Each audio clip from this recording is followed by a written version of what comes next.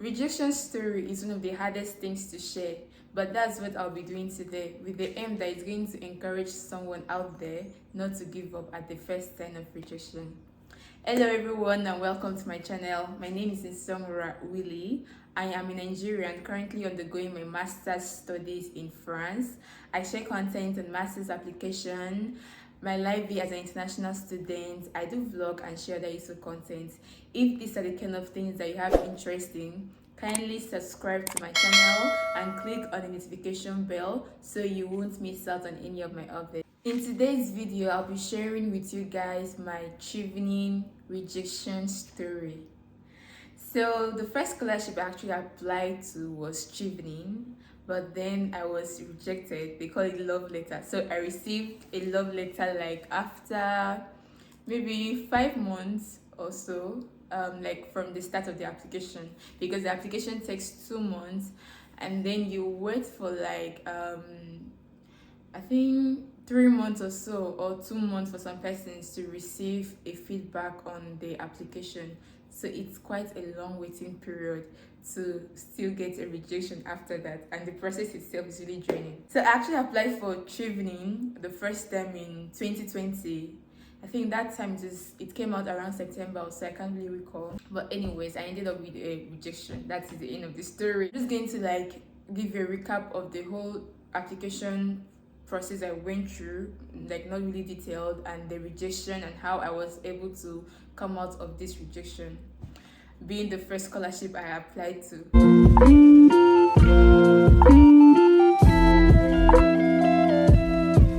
So I'm going to start with what the scholarship is all about. So I'm sure most of you have heard of it before. If you have not, anyways, Chevening is a UK scholarship that sponsors you for your master's degree in the UK for 1 year. So it's only a 1 year master's that is eligible for it, and they actually have schools they partner with. So on the website, you'll be able to see the schools that they partner with and the courses. Some of them, they have courses that are Chevening sponsored, but then some, it applies to all the courses in the school. So you are allowed to select 3 schools and 3 different courses that you can apply to, and then at least one of them you should have an unconditional offer at a stipulated date. But before this time, I think you should have already been invited for an interview before you are requested to submit your unconditional letter. So for me, it was actually the first scholarship I applied to. So prior to this, I never had any ideas on applying for scholarships. But when I heard of the Chevening scholarships from different persons, from the webinars I attended, I decided to give it a trial. I felt like I met some of the criteria when I was applying, especially like the working hours. I mean, I did youth service, I did some internships, so if I should join that together, it's going to reach up to the number of hours that is requested for it. But then when I was undergoing my service, I was actually doing it in an area that was so different from the area I want to do my master's. So it was actually very difficult to like put it there in my essays and so on, but then I could put it in the working hours, because for Chevening, no matter the job area you're doing, you can always add it up to the working hours. So yeah, there's a calculator for it. When you put it there, to just automatically calculate it for you. So let's go to the application process. Seeing it, I was so full and decided to give it a trial, even though it was my first time. So you are required to write 4 different essays: leadership, career goals, study in the UK, and networking. So for me, it's not really my strong area, but then I decided to give it a go. I mean, you have 2 months to write these essays. I reached out to different people to help me, and I had to write and rewrite. It was a really long process, and just having the motivation to express your ideas and why you think that you are fit for the scholarship in 500 words could actually be really challenging. Anyways, after applying to like 4 different schools, I did get admission in all of them. Some unconditional offer and the others unconditional offer. Some of them, they needed to like pay maybe £1,000 to confirm it, but then since I was applying for a scholarship, they could actually extend it for me till when I get my scholarship and so on. So during this whole process, you have to write personal statements to the schools that are applying. So it's actually really a tedious process. Chevening application is a tedious process, I must say, because applying to the 4 different schools is actually your own responsibility. You're the one responsible to applying to the different schools. It's not Chevening that's going to apply it for you. So having done all this, I had to wait for like 2 months plus to finally receive a love letter. So I got a rejection, and that was like a big blow to my face. Of course, I was hopeful when I was applying to it. I mean, I had to have faith in whatever I was doing. But then, it did not really come out as I had wished.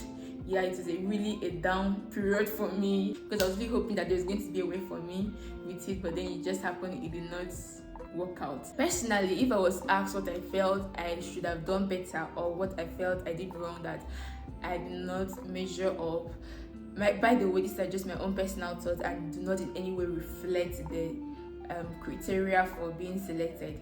Anyways, what I learned during this period was that I should always keep my options open, because when I was applying for Chevening, I didn't actually apply to any other scholarship, and I think that was the wrong thing on my side. So even when you're applying for Chevening or whatever thing, try to keep your options open. I think I've always mentioned in my video, always keep your options open. Try other places apart from the UK, because for me it was like, if not UK, there's no way I'm going to. When I received my love letter, I started keeping my options open, but thank God it wasn't too late for me. That's when I actually came across Total Scholarship. So if you have not seen my video on how I came to France with Total Scholarship, I think you should watch it. Yeah, I'm putting the link up there, you should check it out. So by the way, after the rejection, I tried to look at it in a bright side and try to see what did I do wrong, how should I prepare for the next year. That was the 2021 application period. How should I better prepare for it? I decided to go on Twitter, go on LinkedIn to start checking out people's story, other people also sharing their own rejection. I saw persons that even had more credentials than me that got rejected. I was like, okay, me, I don't even have anything. So I don't know, but I was just encouraged. I saw other people though that got the scholarship before, and they said their story, so they had to apply for like 3 times, 4 times before they got the scholarship. Of course, there were persons that applied just once and they got the scholarship. Of course they were. So what I learned there was that, okay, I shouldn't just give up at the first trial. I mean, this was the first rejection I ever got in scholarship. But then, because during that period I did learn a lot of things, I now knew how to prepare better, how to write essays. I mean, I've got ambition, so on that side it's actually encouraging for me. So that means my ideas are actually legit. So anyways, I started looking for internship opportunities because I felt like I was lacking in the professional experience part.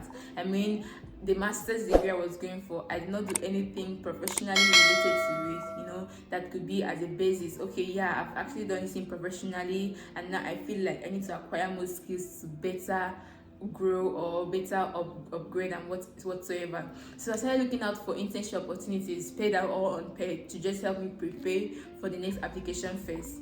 Anyways, no one worked out for me, but that's one of the things I try looking out for, apart from my own voluntary experiences I've done before, which were not really related to the areas I was looking for. So it's good that you try to look for either the voluntary or the professional experiences that relates to your career goals, because you'll be asked to talk about your career goals, your leadership experiences. So all this should in a way correlate to what you plan for your future. I think that's one thing I learned. Secondly, I did reach out to friends to help me in revamping my essays, but then I never reached out to anybody that I've gotten Chevening before. Like, I never reached out to any of the past scholars or anybody that was applying at that moment, that we could share, rub minds together, that could give me insight. You know what I'm saying?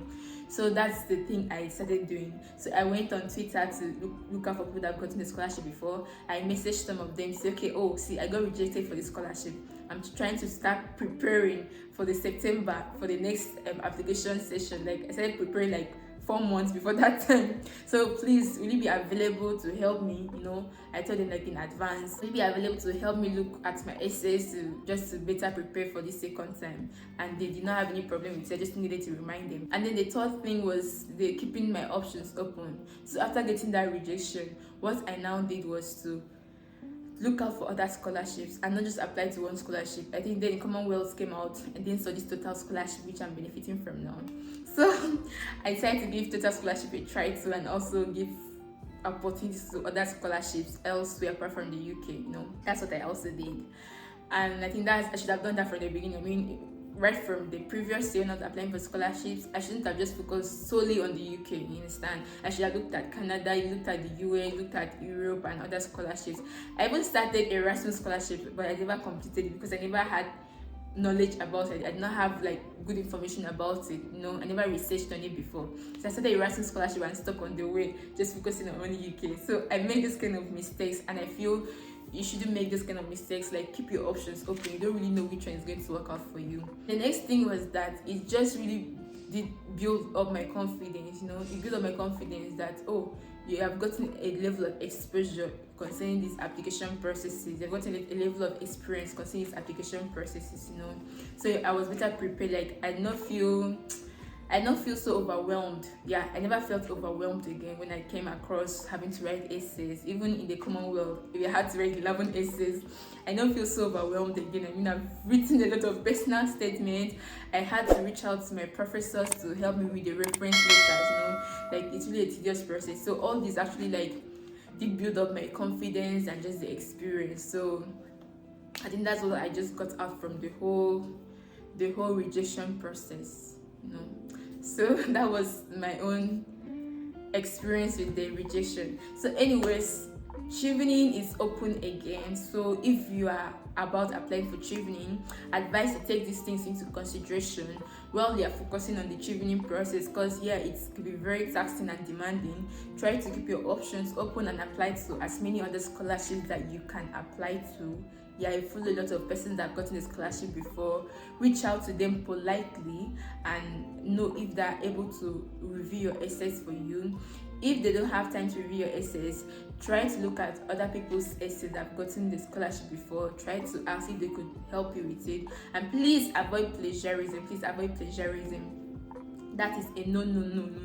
So, but then you could actually have ideas from it. Of course, I actually went online to look at persons that have given a sample of their own Chevening essays and what they did and what they wrote and so on, and then try to build up your own professional experiences that could align to the school, that could align to your own future career goals. I think those are the things I really learned through the process, but it all ended up well. I ended up not applying for the second time. I did not apply again because before the application came up, I already got my total scholarship. So, but anyways, it all went well. I mean, I started preparing for the second year, so everything worked out well for me at the end. And I hope that everything is going to work out well for you also at the end of this application process for the different kind of scholarships that you want to apply to. That's what I hope for you too. Thank you for staying to the end of this video, and if you are yet to subscribe, please kindly subscribe, like, share, and please click on the notification bell so you won't miss out on any of my updates. Thank you.